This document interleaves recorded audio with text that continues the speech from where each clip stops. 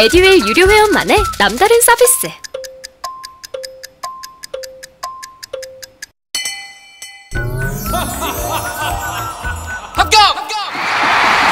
합격하고 돈도 받는 혜택. 오직 에듀윌 유료 회원에게만. 에듀윌 무료 합격! 안녕하십니까? 자, 10월 시사상식 두 번째 시간입니다. 이번 시간에는 정치, 행정 파트 해보도록 하겠습니다. 총 4개의 소재를 이렇게 가져왔습니다. 자, 빈칸부터 한번 끼워 넣어 볼까요? 자, 더불어민주당, 지금 야당이죠. 당대표가 이번에 선출됐습니다. 누굴까요? 다 아시는 분이죠. 자, 이번에 이제 대선에도 출마하신 이재명 의원입니다. 자, 두 번째는요, 내년 우리나라 본 예산이 이번에 정부에서 편성을 했습니다. 자, 키워드는 이제 건전재정이다 라고 하는데요. 자, 우리 재정하면 이제 흑자재정, 적자재정 뭐 이런 얘기를 많이 들어봤죠. 근데 이제 건전재정이다 라고 얘기를 하고 있는데, 자, 흑자재정은 아니고 그동안 이제 확장 정책을 많이 펴서 적자재정으로 갔잖아요. 근데 이제 흑자재정 쪽으로 가겠다 라는 의미에서 건전재정이라고 해서 639조가 편성이 됐습니다. 그래서 증가율은 이제 상당히 좀 낮아져서 다행이다 라고 볼 수 있겠네요.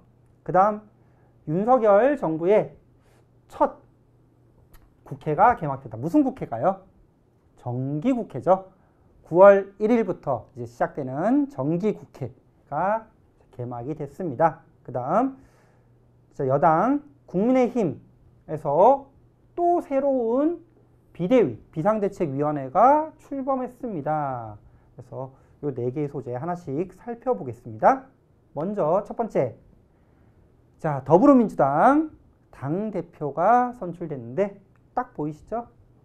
자, 누가 손을 들고 있습니까? 이렇게 자, 이재명 의원이 이겼다라고 해서 이렇게 이제 손을 들고 있네요. 그래서 이재명 의원이 자, 경선에서 이제 선출이 되면서 당대표로 가게 됐고요. 뒤에 이제 후보 2번 박수 치고 계시죠? 우리 또 젊은 층에 좀 돌풍이 되지 않을까라고 해서 이제 두 분이 경선에 출마했는데, 이제 기호 3번 후보는 사퇴하고 이제 박용진 후보가 뭔가 좀 고군분투했지만 압도적인 좀 열세에 밀려서 이제 당대표 되지 못했고요. 이제 이재명 의원이 당대표에 선출되었습니다. 특징은 민주당 역대 최고 득표율로 당대표가 됐다는 거예요. 어느 정도일까요? 자, 내용 살펴보겠습니다.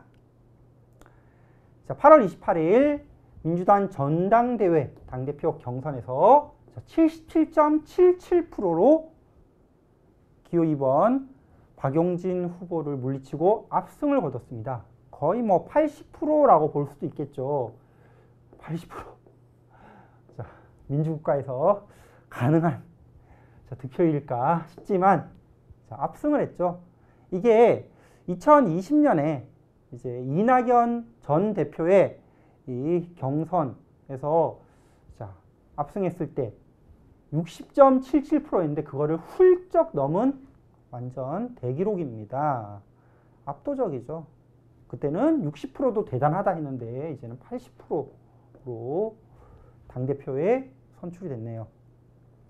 자, 보니까 어떤 평가가 있냐면요. 지금 선거에서 연달아 지금 패했잖아요. 올해 큰 두 번의 선거가 있었죠. 기억나십니까?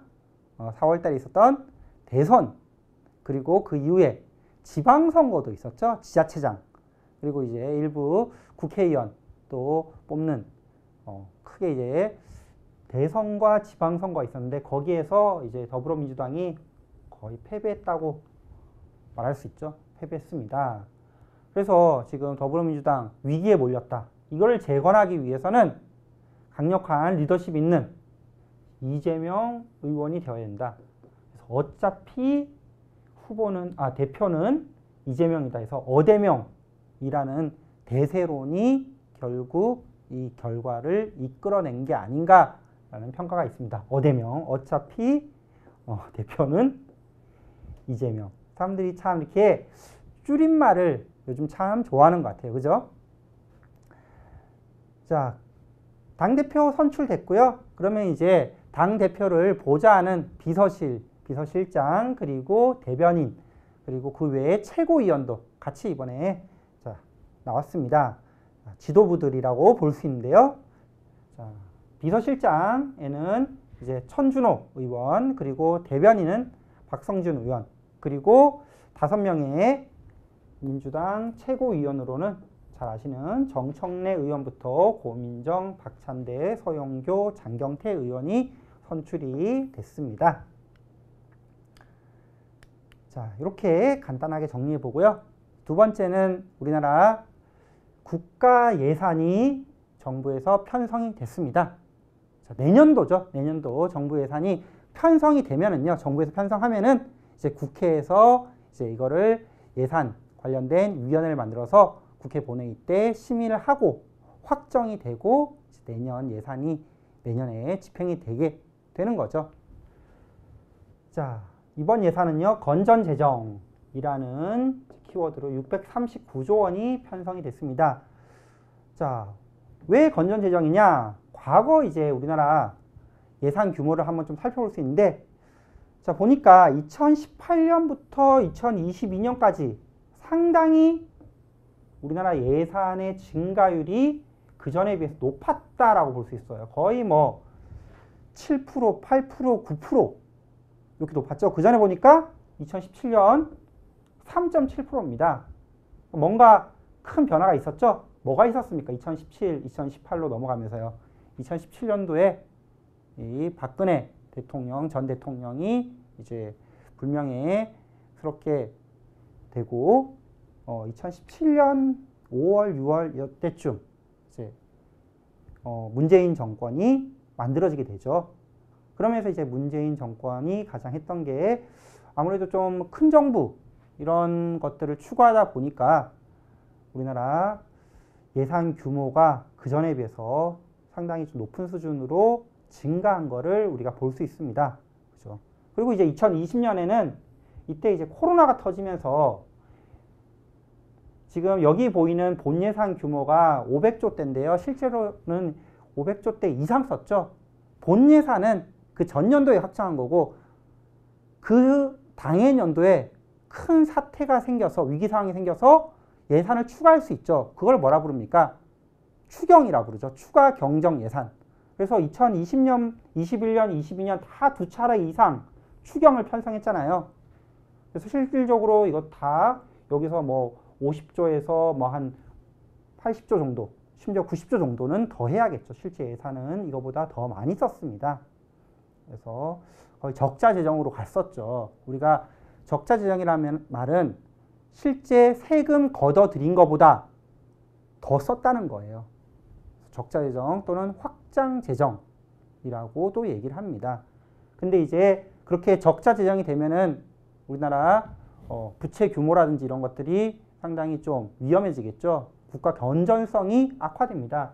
그래서 예산 규모를 좀 줄이질 못했지만 증가율을 낮추는 5.2% 본 예산에서 이제는 8, 9%대가 아니라 5.2% 증가하는 식으로 해서 좀 적자 재정을 탈피하고자 건전 재정으로 갔다. 639조니까 전년도 이제 본 예산 기준으로는 607조에서 639조, 5.2%로 증가했죠. 그러니까 8, 9%에 비해서는 확 낮아졌다라는 겁니다. 그래서 정부에서는 이제 639조로 증가율 많이 낮췄지만 그래도 뭔가 이 예산을 가지고 좀 어디에 써야겠다 이런 대표적인 내용들을 제시를 하고 있는데요. 보니까 복지 관련돼서 이렇게 큰 규모의 예산이 편성돼 있죠. 두터운 사회 안전망, 사회적 약자, 그리고 일반 국민들 항상 관심을 가지는 물가 안정과 일자리 창출도 이렇게 있고요. 그 다음에 지역 균형 발전, 그리고 저출산 또 이렇게 있네요. 산업적으로 보면은 우리나라 주요 산업인 반도체 등 전략 산업, 그리고 항상 들어가야 되는 국가 투자 R&D, 그리고 중소기업 관련돼서는 이제 이런 것들 있죠. 디지털 혁신, 역동성 제거, 그리고 있네 벤처, 소상공인 경쟁력 강화. 자, 그다음 안보 측면에서는 군인, 강군 육성, 그리고 이거는 이제 안보 이쪽 외교도 있네요. 보훈, 그다음 국가 위기를 받기 위한 감염병 대응과 재난 대응, 이런 것들이 편성이 되어 있습니다. 자, 이렇게 간략하게 살펴봤고요. 자, 상세한 내용 한번 보겠습니다. 자, 윤 정부 2023년 예산안이 전년 본 예산 607조 대비 5.2% 늘어난 639조다. 그래서 운영 기조는 그동안 이제 적자 재정을 많이 펼쳤죠. 돈을 들어온 것보다 많이 썼다. 그러니까 시민들 입장에서는 확장적으로 썼다. 확장 재정에서 이제는 좀 허리띠 졸라매겠다. 건전 재정으로 갔고요. 자, 그리고 이게 왜 건전 재정이냐 구체적으로 나와 있죠. 우리 이제 코로나 기간 때 좀 심한 확장 재정을 했잖아요. 뭔데? 본 예산 외에 추경 예산이라고 해서 긴급한 상황을 대비하기 위해서 추경을 많이 펼쳤어요. 그래서 2022년도에도 2번의 추경을 펼쳤죠. 그래서 2022년 올해 이제 추경까지 더한 본 예산에 추경을 더한 총 지출이 거의 680조입니다. 그럼 이거 대비해서는 내년에 640조 정도 쓴다고 하니까 감소죠. 그죠? 전체 예산 대비는 줄었으니까 건전재정이라고 할 수 있겠네요. 다만 이제 복지 고용, 사회 안전망 구축, 그리고 일반 국민들이 항상 관심을 가지는 일자리 창출에 대해서는 증액을 했습니다. 아낄 건 아끼고 쓸 건 쓴다. 그래서 여기는 226조로 4.1% 증액을 했습니다. 자, 아끼는 거에 대한 어떤 내용. 기획재정부 장관이 뭐라 그랬느냐? 지난 5년 사이 우리나라 국가 부채, 우리나라 채권 채무를 봤을 때 부채 규모가 지금 많이 늘었다. 재정 적자도 많이 늘었죠.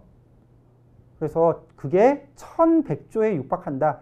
우리나라 이제 전체 GDP 명목 기준으로 GDP 규모가 한 2,100조, 한 2,070조 그 정도 되거든요. 한 2,000조라고 간략하게 보면은 국가 부채는 한 1,100조, 1,000조를 넘었습니다.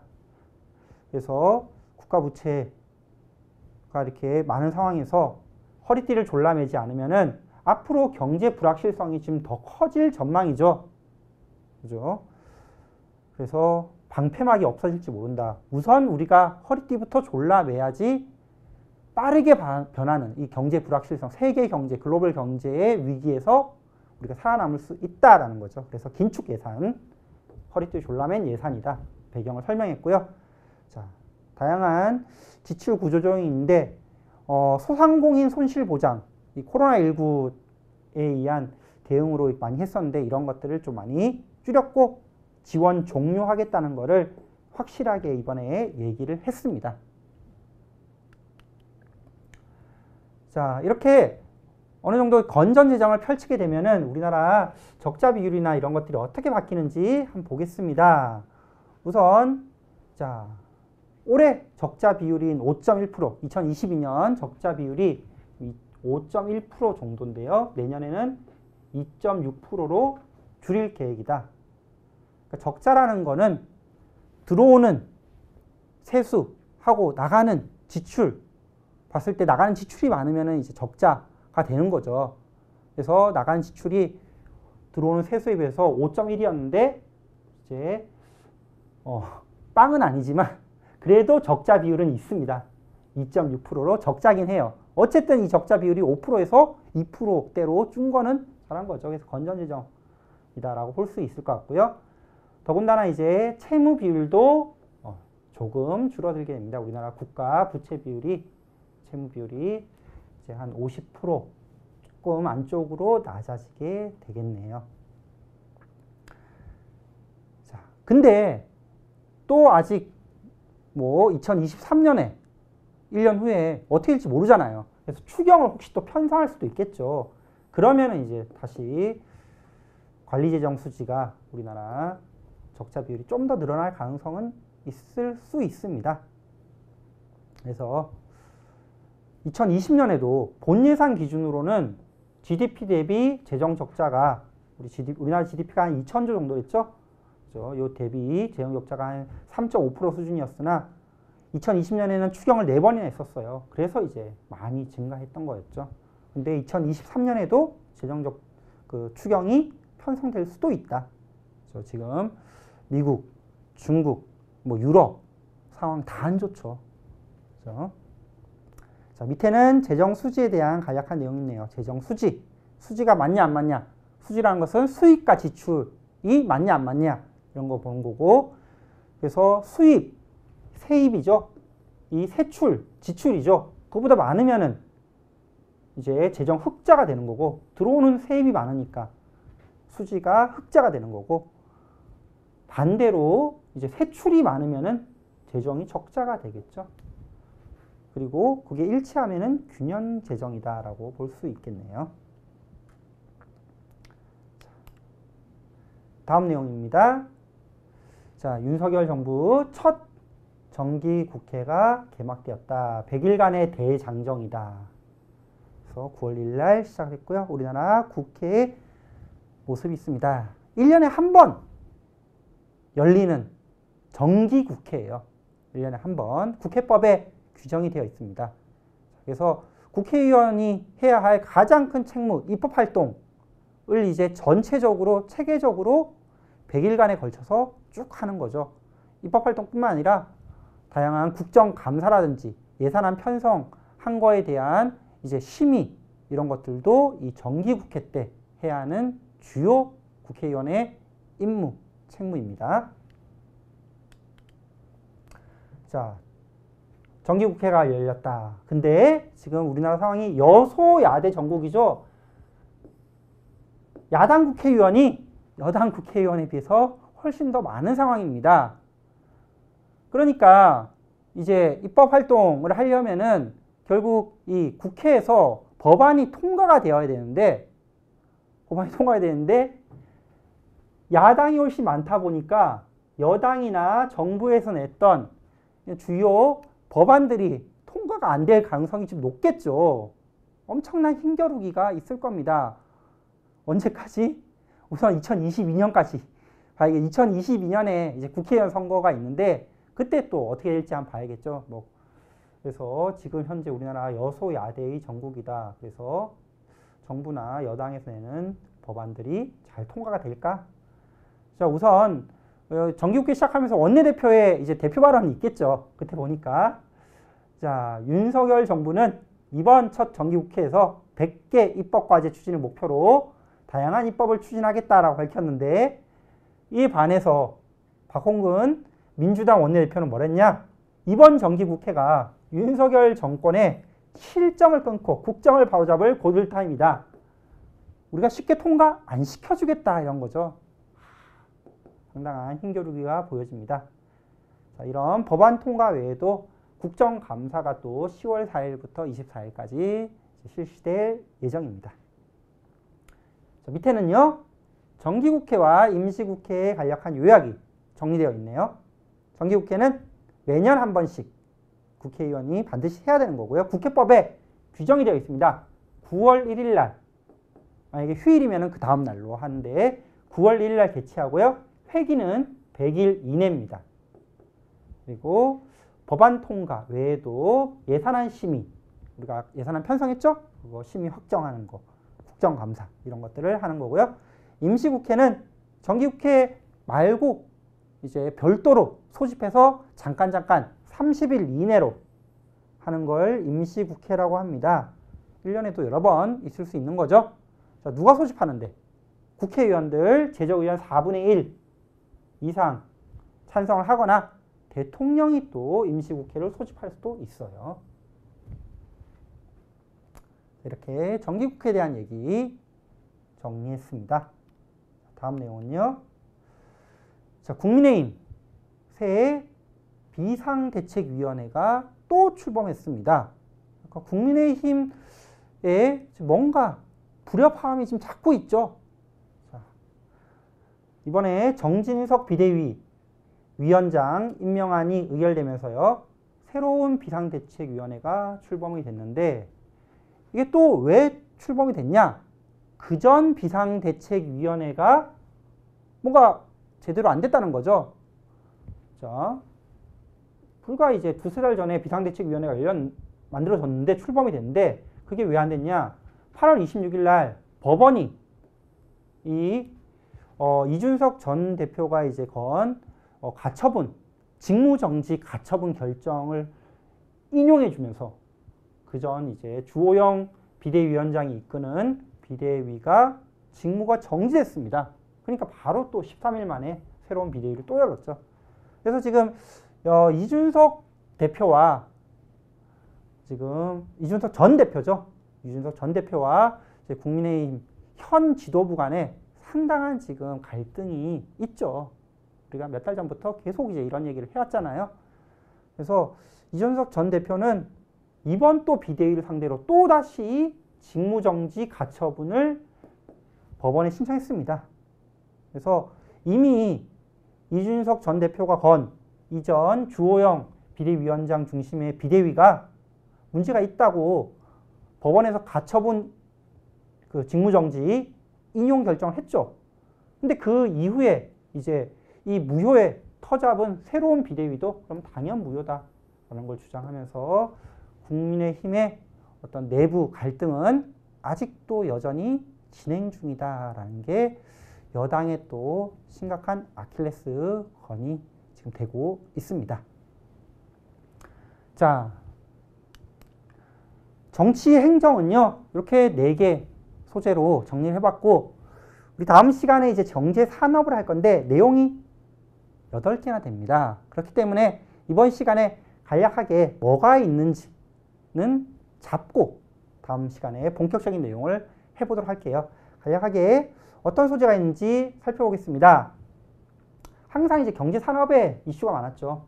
첫 번째는요, 우리나라 정부가 국가투자자 소송에서 지금 론스타의